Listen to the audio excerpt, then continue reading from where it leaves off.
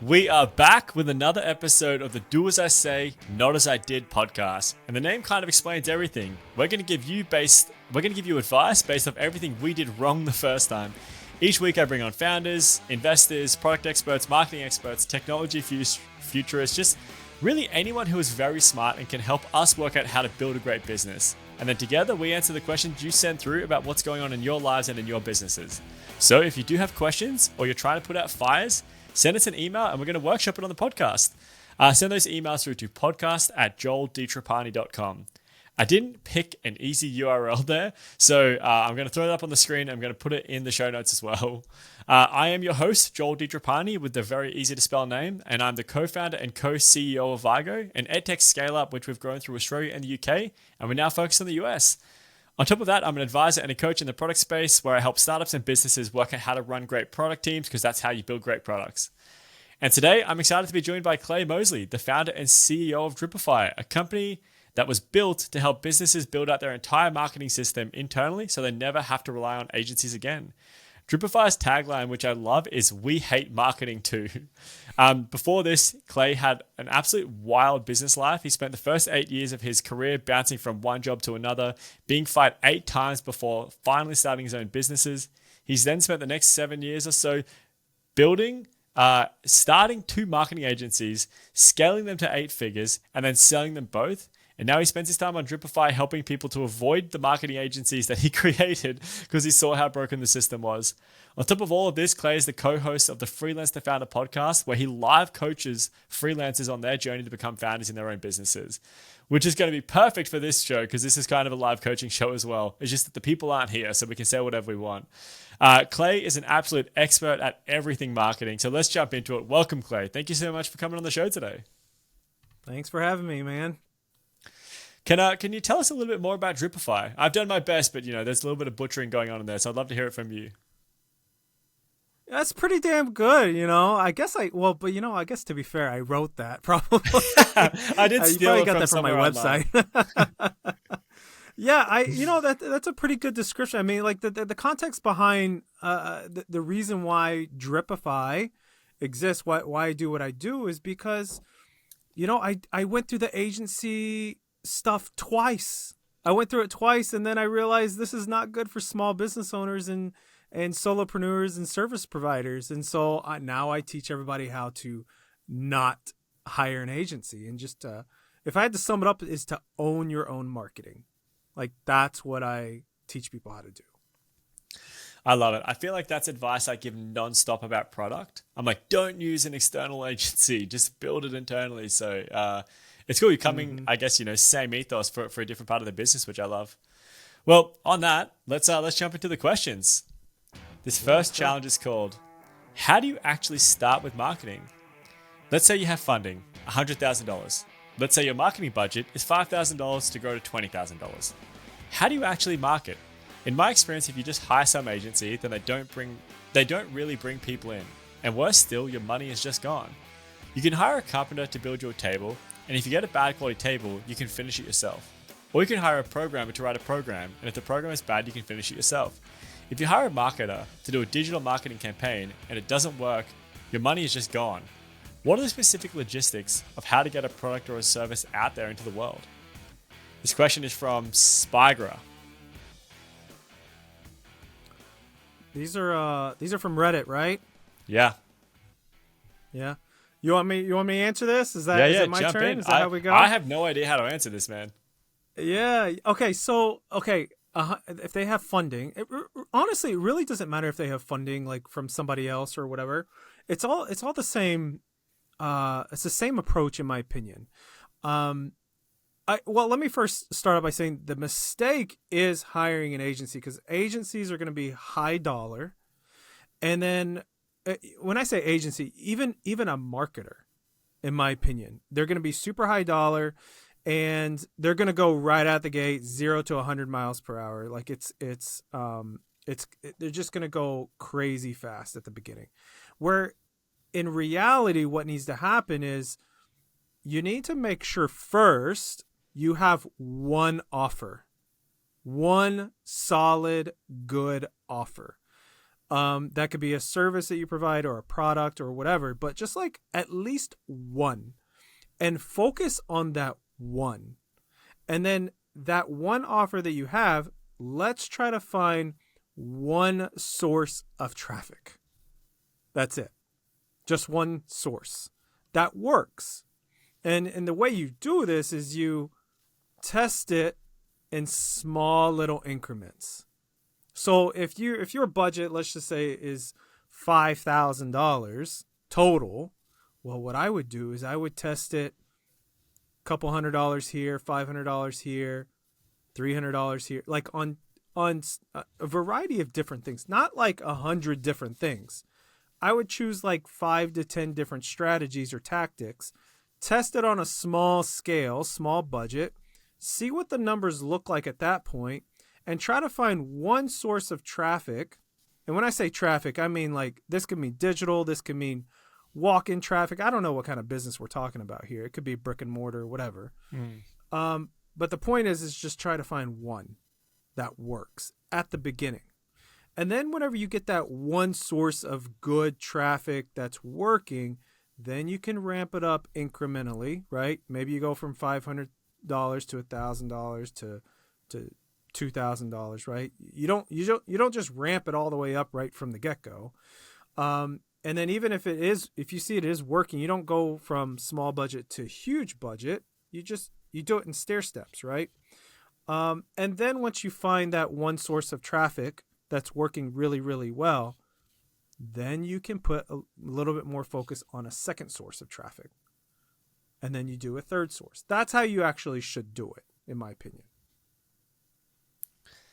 I love it, man. I think that, your approach to marketing sounds a whole lot more like an approach to product than I've heard. Because I feel like whenever I've talked about marketing and I hear about marketing, it just sounds like,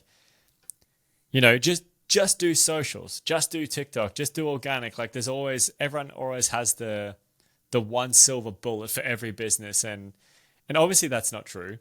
But I like this idea, product is so iterative. Just start with one thing. So you're serving one person, one kind of value. And then if it works, great, build more of that. If it doesn't work, build something else. So I like the idea of starting in marketing like very small. Yeah, I see a lot of times where a business will have like 5, 6, 7, 10 different offerings, and they're trying to make all of them work because they think they're just going to cast a net out and try to get as many clients as they can throughout like 10 different products. And I'm like, no, you can offer those they could be in your mind, like on paper that you're going to offer those, but like just start with one that is the most likely to sell. Get some revenue in the door and then expand. That's the way you do it. And so, look, I guess if Spargra is able to bring this down and says, great, I've got 5K, I'm going to do 10 tests. Are you saying that, don't go to the agency, just do it in-house and try and work it out yourself? Is that the recommendation? Yeah, I'm a big fan of staying lean at the beginning, even if you've got funding. The reason is because, the only exception is if it's a skill set that is going to be so substantial to learn on your own, then you need to hire somebody. But from my experience, everything in marketing is super learnable, right? You can go and learn anything out there. All the information's on the internet. It's just a matter of whether you have the time. So if you have a set budget and it's small, right? If it's small, and that's all relative, right? Then you need to invest it in time. So like anything in business, it requires an investment. Either requires an investment of time or money or a combination of both. And when you're talking about a set budget and you're like, I only have $5,000, $5,000 is not a lot for a marketing budget. I don't care what kind of business you have. That's a small budget. Because you can burn through it like like that. It's crazy fast. When it's only like a $5,000 budget, I mean, I would invest my time in it. That's what I would do. All right, and I guess if this founder's time is just so strapped, the there's product fires everywhere, there's legal fires everywhere, or something, and they don't have the capacity because they're fundraising for another round or something. They have the ability to stretch it sounds like they have the ability to stretch the budget to some extent, but if they have limited time, what recommendation would you give to someone in that position? This is a good question. I think every founder, every entrepreneur goes through this. The first thing that I would do is I would audit my own time.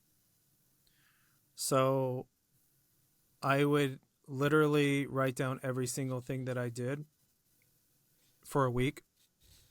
And then I would figure out which are the things that I do that don't physically require me to do, right? You could delegate though everything, right?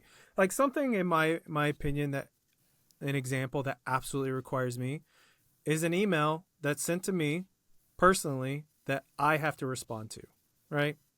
Not an assistant can respond to it. Like, sure, an assistant can respond to some emails, but like if there's one particular email that requires my attention, like I have to do that. So I can't delegate that. So I would separate it out between like, okay, here are the things that I have to do, and here are the things I don't have to do. And then in the column of the things I don't have to do, I would figure out which of those can I delegate that are not going to be, how do I put this? They're tasks that will not bring me a return on money, right? So it's like operational things, like administrative things. Like if I'm doing stuff like that, like 100% I'm delegating those things out. Marketing, if you're spending your time on that is something that can bring a return exponentially. So I would move marketing a little bit higher on the priority list, in my opinion, /sales, right? Yeah. And this is assuming that this person, I mean, a founder's usually in a sales role or something, some sort of business development kind of thing. But yeah, that's what I would do. I would audit my own time, make any kind of activity that could give me a return on my investments, and make those things make those things higher. Nice. All right, well, I'm going to try and bring this one to a final judgment here for Spygra. So it sounds like the advice is, number one, make the time for marketing. That just order your time, make sure you're putting your time in the right places, and marketing should be at or near the top, because that is going to help you grow your business for good. The second thing is start small. Actually, the very first thing is don't hire a marketing agency. Keep that money and do it in-house. The second thing is cut back your time elsewhere and do the marketing yourself. Own that job, own that strategy, own that task, at least at the beginning. And the third thing is start small. Take 4, 5, maybe 10 different bets, put $100 in each, $200 in each, and start to work out which marketing actually makes the most sense for you, which channel works, which one is going to get you the most traffic, all while keeping your business proposition small. If you're trying to market 10 different value props, that's actually a separate problem. That's not a marketing problem. That's actually just a business problem. You need to get very clear about what the business is and the value is that you're creating at the beginning. Anything on the final judgment I missed there, Clay? No, I think that pretty much sums it up. I just one last thing, just because I'm super passionate about this, is like on owning your own marketing. When you own your own marketing, it just makes a whole lot of sense, because you are in the day-to-day of your own product, right? Yeah. Marketing agencies are not. So, and they'll get to know, your brand more than anybody. An agency's not going to know your brand. Yeah, we had advice earlier on in our journey saying that like your product team is garbage because you're not leading it. Go and lead your product. And it sounds like it's the same advice in marketing. And it makes sense. There's so much of an overlap between marketing and product because it's all about the messaging there, and it needs to be clear between both of them. So, all right, Spargra, you have been advised. And we'll move on to the next challenge. This one is called LinkedIn Outreach. I'm a BDR for a digital marketing solutions company. That's a mouthful. My job is to book. I'm a BDR, a business development rep. Oh, business development. Guess. Okay. For a digital marketing solutions company. Which sounds like it's a marketing agency, actually, now I think about it. It's an agency. My job is to book demos for our sales reps. People who book lots of demos eventually get moved up to sales where they make the big bucks. I don't have a lot of control over what I send to people via email, but I do have some control over what I send to people who connect with me on LinkedIn. Any general best practice advice to convert my LinkedIn outreach? Thanks. From Via Preeksiv. So he has control over what and does not have control over what? So when he's sending emails, it sounds like he just has to send from a script and respond from a script. Which, first of all, just the machine can do that. And then, but he does have control over his LinkedIn. So the message he's sending on LinkedIn, and when people connect with him on LinkedIn, he can control the narrative and the messaging there. So he wants to know how to convert better on LinkedIn, how to convert and market and sell through LinkedIn. This is interesting. So he's a setter. He doesn't close, correct? Is that the context I'm getting here? Yeah. So for context, I don't know if your listeners know the difference between setters and closers, but setters are the ones that do the initial outreach, and then if there's some interest, they get introduced to the closer who tries to close the business. I think that's pretty straightforward, but some people are not familiar. Yeah, no, that's great context. Yeah, so this is just straight up sales. This is not marketing, right? The good thing is I love sales. Like, I'm obsessed with why people buy. And as much as I love marketing, I love sales even more. Now, cold outreach is interesting to me because, one, I hate it. I mean, there's just a lot of rejection. Yeah, I never do cold outreach. I used to back in the day. And you kind of have to do that, when you first get started and you're a new business. But like once you build up a brand, like shit just comes inbound, which is really nice. So like I do less of that these days.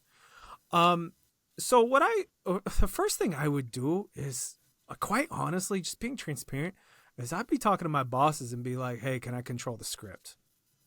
As long as I can produce the results. You know what I mean? Yeah. Like, there's nothing more frustrating as a salesperson when I cannot control what I say. Like, come on. I understand the scripts because maybe the company has like tested that over and over again. I don't know. But let's just assume, okay, we're not assuming. It sounds like he cannot control that. So on the LinkedIn messages, as far as how do you increase conversions, I think LinkedIn is it's a really difficult place to do outbound sales because I think it's so saturated with messages. You know what I mean? I probably get hit with 10 different messages a day, and I don't even know if that's high or low, but that's high for me. It's high enough for me to be annoyed. You know what I mean?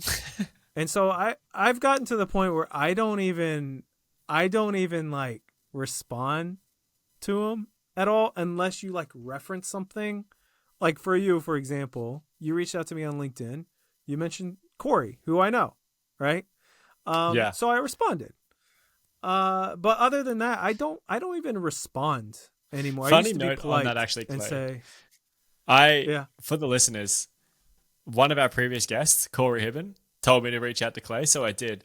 But I got confused, and I actually said another one of our previous guests, Corey McCain, told me to reach out. So I said, Corey McCain told me to reach out. And Clay said, I don't know who that is. And I was just like, oh, shit. So it sounds like maybe to increase your conversion, you can even say the wrong thing sometimes, as long as it's very specific. As long as it's different, honestly. Yeah. as long as it's different than what every other person who sends me a cold DM, because it's all the same, similar structure. Hey, I'm so and so. I'm reaching out to see if you're interested in X, Y, and Z. This is what we do. Like, okay, that's the same thing that everybody else says. So if I was interested, different, I would have searched it out. Right? Yeah. I would say one thing that's going to help is message someone as if they were a friend. Right? In that context. Like, type out a message as if you were typing that message out to a friend of yours, because it's more casual, it's more personal. You're going to get more attention, you're going to get more responses that way. Actually act like a human being. You know what I mean? Not someone who just copy and pasted a script into LinkedIn and it's just a numbers game at that point. You know what I mean? Yeah. That's tip number 1 I have. Yeah, I guess, I think, Claire, we might sit on opposite ends of the spectrum here, because I often refer to myself as the king of cold outreach. I love cold outreach so much. Do you? I'm curious to see your I'm okay with the rejection perspective here. So, cold outreach has a ton of rejection. And I don't necessarily actually love email cold outreach. I specifically love LinkedIn cold outreach. And I do think a lot of what you're saying is correct, though, Claire. Like, my LinkedIn is so full of shit at the moment. That there's just so many people who are sending me emails which are just like, hi, I've noticed you work at Vigo Pty Ltd. And Pty Ltd is not the name of my company. That's like the proprietary limited. It means like LLC. It's like, I see you work at Dripify LLC. And I see you posting exciting things. I'd love to stay up to date, or something like that. I'm just like, this is bullshit. I know you're a bot, or like barely working at this. So, I hate all that shit. I know there's a lot of saturation in this space, but still, man, the connective power of the internet is so wild, and you don't need to have a brand to get started. And if you don't have that brand, you don't have that inbound. Outreach opens it up, and like, you can do anything with cold outreach. Like, I agree with that. Some of the craziest opportunities I've ever had have come from cold outreach, and this is one of them. Like, I didn't know Clay at all, but I got told about him. I did my research. I sent a message, but I just say the first thing, I absolutely agree with Clay, which is tell your boss that you need to have your own scripts. But I actually wouldn't tell them straight away. What I would do is I would just get really good on LinkedIn and increase your conversions and get higher conversions than anyone else. If you're not technically getting in trouble, just do that. And then take that script and go to your boss and say, here, I've worked this out. And that'll shoot you above everyone else in the ladder in the company. Like, they will love you. But then, here is my approach. That. Yeah, so you jump in, Clay. Oh, no, go ahead. I didn't mean to interrupt. I was just agreeing with you. I like that approach. Yeah, sweet. Okay. Then as far as my approach to cold outreach, and I'm sure there's better approaches, but this is mine that works for me. I never use InMail, or I very, very, very limited use InMail, because you can have too much information in there and people don't want to read that. As soon as I see an InMail, I ignore it. Just immediately I ignore it. The only messages I respond to are connection requests. So you have 300 characters. So you need to be very, very concise about your message. And so you have to be casual. So before I add anyone, I'm always thinking, can I get an introduction first? And if I can't, that's fine. If they know someone I know, I'll always mention that person's name. This person told me to reach out. But then I've got 300 characters to get very casual and send them a reach out. And I always start the same way. This works for me. I just say, hey, I'm Joel. I do a little wave. Or like, hey, Clay, I'm Joel. I'm an Australian founder that I've just moved to Austin. That's an interesting thing about me that I think people are just like, oh, that's unique. People don't normally say that kind of shit to me. Then I spend the next third of the message talking about them. There's this interesting thing that you did, and it's really, really specific. Like, here's this piece of content, or this person told me. Like, making sure that you've done some research. And then I end with an ask, and I always make it really easy. Like, hey, would it be crazy to have you on my show? Or could I buy you a coffee? Or can you answer this question? Just make it really short. Like, make the ask very easy. And give them the opt-out. That's totally fine. But that being said, I still only get maybe a 5% conversion, and that's fine. You just got to have volume. It's a volume game for me. So put the work in, and you'll get better. You'll get the people. you'll get the sale. Like Here, my sales is coming on my podcast. yeah, here's what I absolutely love about cold outreach. It is 100% predictable. You know what I mean? Mm. Yeah, absolutely. You know what you're going to get.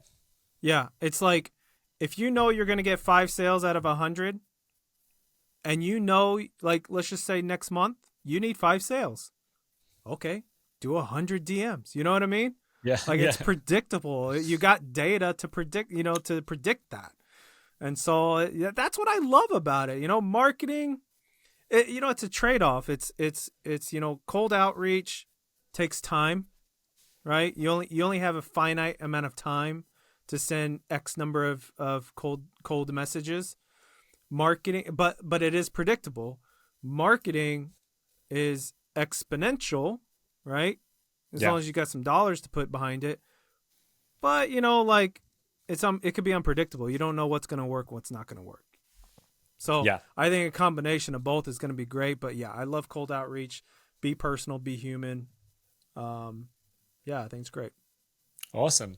All right, well, we'll bring this one to a close as well, and we'll give this one a final judgment. So, Viaprex, I'm not sure how to say your tag, sorry, but Viaprex is what I'm going for now. Step 1, use the flexibility and the creativity you have on LinkedIn. Once you've kind of proven out your better conversions, go and tell your boss and fight for some creativity in your email campaign as well. Then do the cold outreach. LinkedIn still is powerful for you. And if that's where you've got your creativity, use it. If that's your only area, go nuts on it. But don't be one of the pack. Like, be creative, be yourself, be authentic, and lean into, being who you are. I absolutely love that. When people are really creative and funny or sassy in their messages, I think it's hilarious. And I always have a better conversion there. Mm-hmm. And then just put the work in, send the 100 messages, get the 5 responses or whatever you're going to get. And maybe one last tip that I have, which works really well for me, is that when I have enough characters, I always say, I guarantee you're going to have a good time on my podcast, or I guarantee, we're going to have this X together. And if not, I will donate to a specific charity. And so it's like, oh well, I'm not going to ignore you. Like, that's kind of dog of me. You didn't do that shit to me. Clay, you were too easy to win over. I need to use that in my second round. I was about to say, I'm going to tell you I had a terrible experience, so that way you can go help some people. I got one last tip on this. Yeah. I would say because you have for cold outreach, because you have control over the data set, like how much volume you can do, be obsessed with keeping track of what works and what doesn't. That's yeah. I mean, like, if you have I even just like the tiniest little thing, like if the subject line is 10 characters versus 15, you know what I mean? I would test that. I would be obsessed about it. That's a great point, and I don't do that, and I'm going to take that away as an action for me, is that I want to see if I can increase my conversion odds there. All right, well, Viprex, you have been advised, and we'll move on to the next question. We've got time for one more. So this challenge is called Confusing Sales Goals with Marketing Objectives. I noticed that my organization's marketing goals are not of marketing, but of sales. I was expecting something like achieving X% conversion rate or improving awareness amongst a particular segment. But they're all laser focused on achieving is XX number of customers within a specific time frame. I feel like this is wrong, essentially because marketing does not equal sales, and I suspect that the lack of market research is the reason why there's no defined marketing objective. Any seasoned marketing professional who cares to share their thoughts on this, I want help. I need to know. What's the difference between sales goals and marketing objectives? How do you go about setting marketing campaign targets? The industry is insurance, by the way. And this is by Cathartic Burst, which is one of my favorite names so far. Nice. To sum it up, I would agree with this person. Yeah? I would 100% agree. Yeah, I think whoever's in charge of these marketing objectives, with it equating to X number of clients, it's not congruent. Marketing is awareness and branding. That's what marketing is. Sales is closing the sale. Now, this is a debatable thing. Okay, this is just my opinion. The marketing objectives for me. Okay, so there's you can break it down to like 3 different areas of marketing. You say this is insurance? Yeah. Insurance. Okay. So you can break it down into areas. Can be broken down in 3 different areas. One is just brand awareness, straight up brand awareness. There's no like asking for the sale or asking to get quotes for insurance or whatever. It's just like, hey, we're ABC Insurance Company, we're the best, or like, it's just your name everywhere. That's just brand awareness. Number 2 is going to be I would say more of like the impulse buys, just in general. Like I'm trying to equate that to insurance, probably more like auto insurance. Does this person specify what type of insurance? No, always says, or all they say is industry is insurance, by the way. Okay.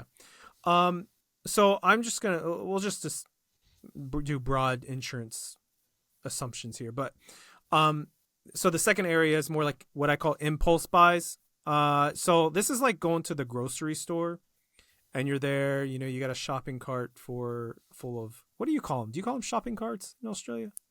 We call them trolleys. But everyone knows what a shopping cart is. Oh, okay. Now that I'm saying it out loud, I'm just like, this is kind of weird.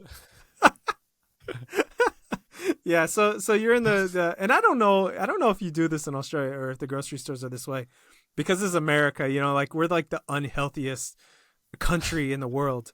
You go to the checkout line and they have all the candy bars right there. No, we have that. Right?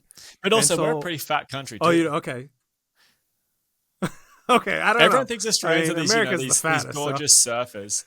But I think we're the 3rd most obese country in the world or something. So we're on our way. Don't worry. We've got those chocolate bars there too. Wow.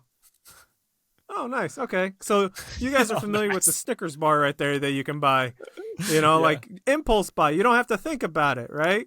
In the insurance industry, I would say it's more like auto insurance, because in most places it's required by law. You have to buy it. Right? It's not like life insurance. Life insurance is not required.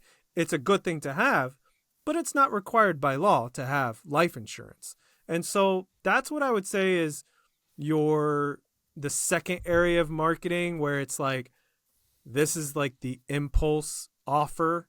Hey, get a quote on your auto insurance because you have to have it by law.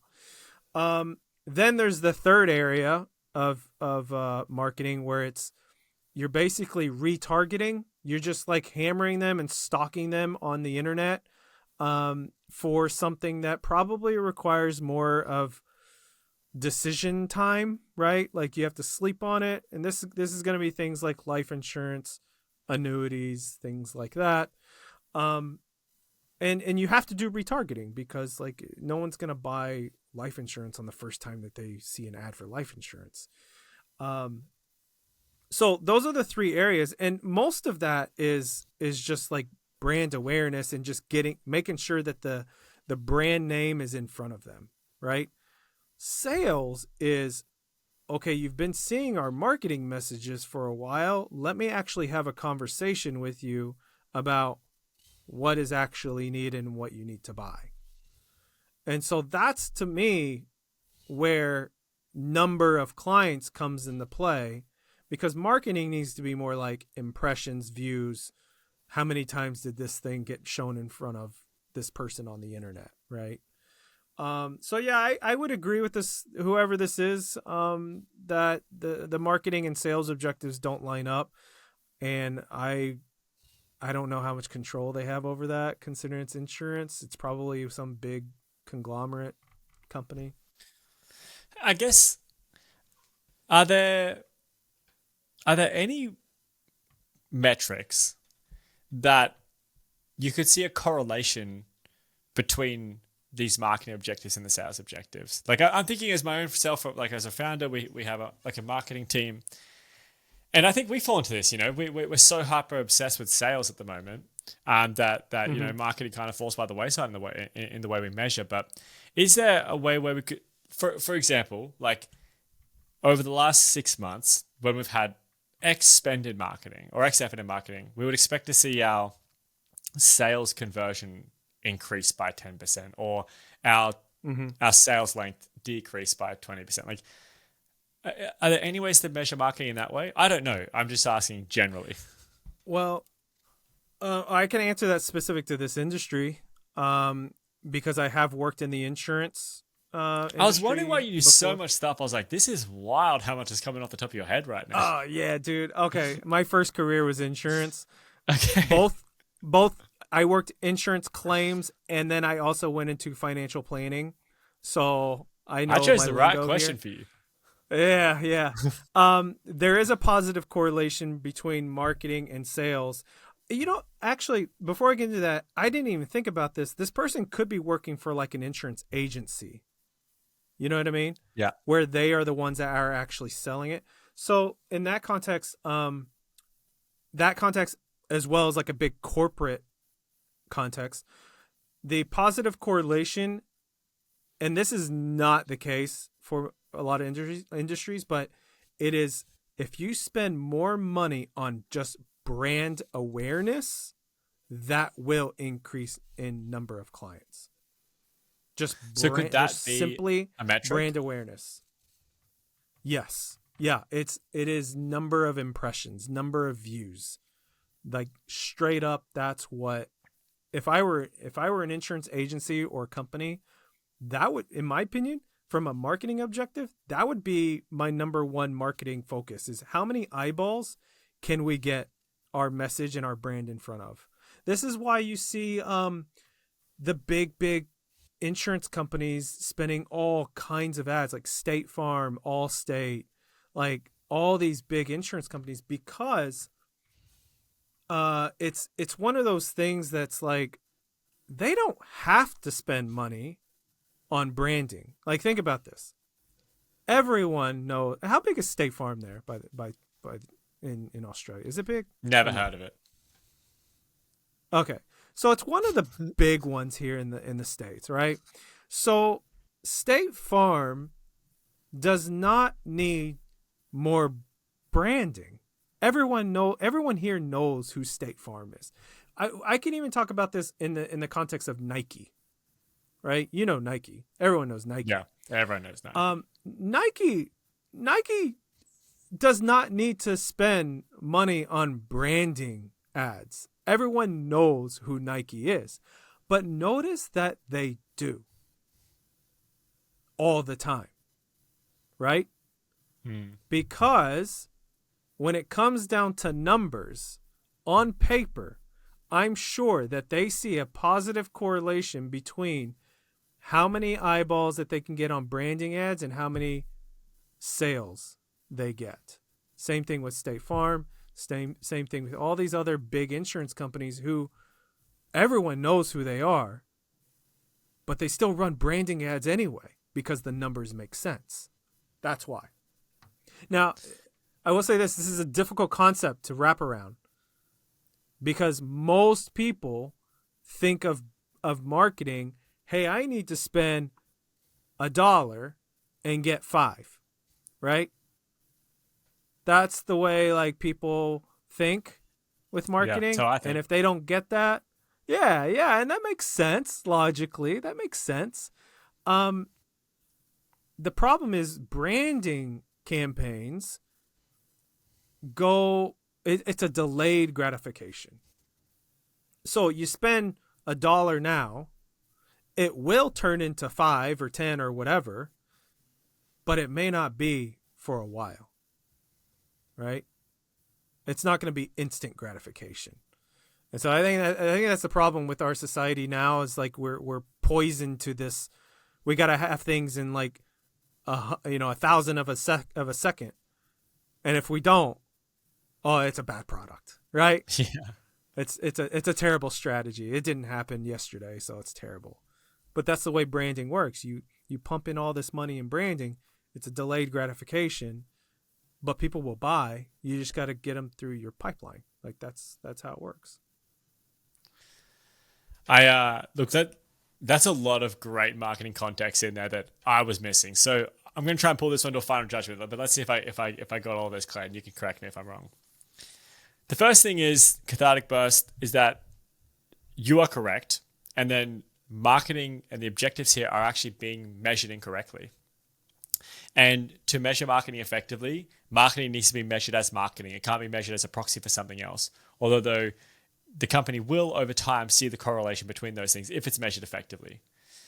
So the more specific advice I would give you is to have a conversation with your boss, because if you're being set up to be measured on the wrong things, you're likely going to be getting set up to fail on those things as well, because you actually don't have the potential to impact those things. So take a well-reasoned argument and have a well-structured conversation about teaching this person, hey, this is actually wrong. Here's how marketing gets measured. Here's industry benchmarks. Here's what I think we should go for. And here is the ROI that you're going to get over time. But it's not going to be this ROI right here, because I think that's going to protect your job and your role and allow you to actually add the most amount of value if you're being measured in the right way. It's pretty good. All right. I'm a great parrot. One last thing. Maybe that's what I'm learning. Yeah. Can I one last thing? Add away. I think here's where it also affects things, is that, branding campaigns, branding, marketing, yes, there's delayed gratification, but what it will do is it will increase substantially the lifetime value of each particular client. They will stay around for a lot longer, because in the end, brand wins over everything. Doesn't matter what new social network comes on the scene or Twitter becomes X or whatever. You know what I mean? Like, it doesn't matter. Brand always wins. And that's why branding marketing is so important. Well, I don't think Clay can make it any clearer for you. Branding is important, and do the work. Put the work in. But look, we are very tight on time now, so we're going to go to the last section of the show, and this is called plugs. I don't know if anyone actually thinks this, but I think it. This is the audience favorite part of the show. So what do you got going on, Clay? What are you working on at the moment? What do you want to tell people about?